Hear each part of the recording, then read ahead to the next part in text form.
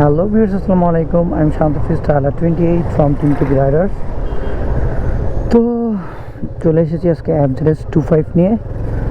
আর এটা নিয়ে ভিডিও করার মেন কারণ হচ্ছে এটা আসলে বেশ কিছুদিন ধরে এটা নিয়ে পোস্ট দেখলাম কিছু ফেসবুকে আর কি, যে এটার সিটিং পজিশন নাকি ভালো না, এই সেই যে কার শেড, এটা হলো আমাদের চট্টগ্রাম কার শেড। এখান থেকে যত কার, বাস, বিভিন্ন রকমের গাড়ি আসে বন্দর থেকে, এখান থেকেই বের হয়। তো চলে আসি আবারও কথায়। তো এটার বললো এটার সিটিং পজিশন ভালো না, সিটিং পজিশন হ্যান ত্যান, এটাতে বসলে শরীর ব্যথা হয়ে যায়।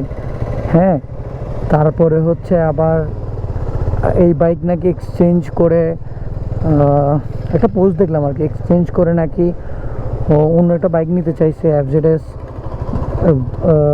ভার্সন 4, যেটা 150 যেটা আছে আর কি। তো ওইটা নাকি এক্সচেঞ্জ পসিবল হয় নাই, কোম্পানি থেকে করে নাই, যার কারণে ওনার ইমোশন ছিল ইয়ামাহা, উনি ব্র্যান্ড সুইচ করছে, মানে ব্র্যান্ডটাকে বাদ দিয়ে অন্য কোনো কোম্পানির গাড়ি চালাচ্ছে। তো আপনি অন্য কোনো কোম্পানির গাড়ি চালালে সেটা তো আর কোম্পানির কোনো দেখার বিষয় না। আপনি বাইক নেবেন কমফোর্টের জন্য, বাইক চালানোর জন্য, বা সব ওভারঅল সব দিক দিয়ে বিবেচনা করলে ইয়ামাহা বেস্ট একটা বাইক। কারণ এই বাইকে কমফোর্টনেসটা আসলে অনেক বেশি কমফোর্ট।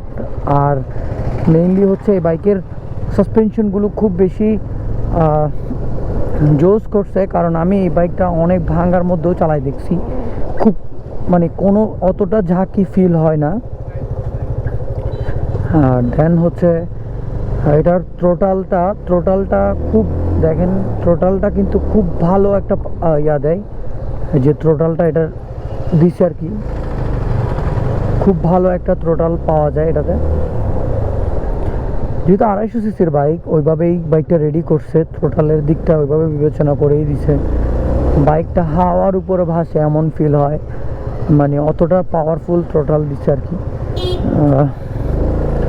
তো ওভারঅল সব দিকে বিবেচনা করলে লুকস, তারপরে হচ্ছে কমফোর্ট, সিসি, সব দিকে বিবেচনা করলে বাইকটা পারফেক্ট।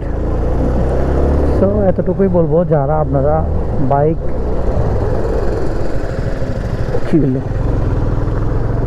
যারা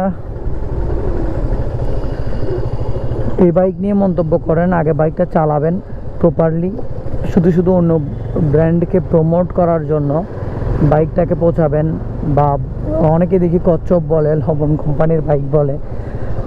তো আসলে বলবে, অনেকে অনেক রকমের কথা বলবে, যারা ইউজ করে বাইকগুলো তারাই বলতে পারে এগুলোর কমফোর্টনেস, এগুলোর কন্ট্রোলিং, এগুলোর ওভারঅল বাইকটা কেমন।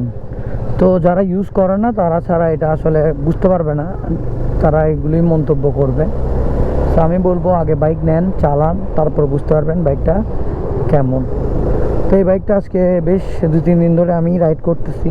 আমি এটা কোম্পানি থেকে রিসিভ করছিলাম, একটা ওই যে আমাদের স্টান্ট শো এর জন্য মেজারমেন্ট লাগতেছিল, তো ওইগুলো তো ঢাকায়, এটা চট্টগ্রামে, যার কারণে এটা আমি রাইড করতেছিলাম, খুব ভালোই ফিল হচ্ছিল, ওই জন্য